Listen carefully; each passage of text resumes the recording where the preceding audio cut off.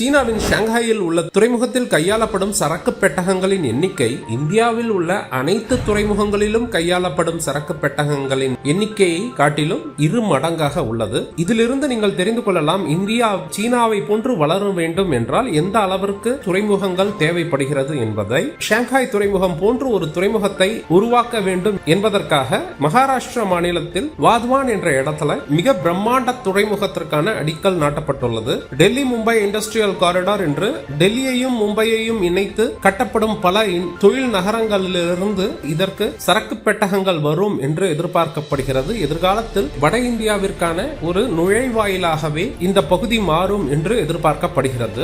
அப்ப தமிழகத்தில் அப்படின்னு கேட்டீங்கன்னா நம்மளுடைய சென்னையாக இருக்கட்டும், காட்டுப்பள்ளி மற்றும் தூத்துக்குடி போன்ற துறைமுகங்களுக்கும் விரிவாக்கத்திற்கான அவுட்டர் ஹார்பர் திட்டங்கள் தீட்டப்படுகின்றது. 500க்கும் மேற்பட்ட அறிவியல் வீடியோக்களை பார்க்க நமது சேனலை சப்ஸ்கிரைப் பண்ணிக்கோங்க.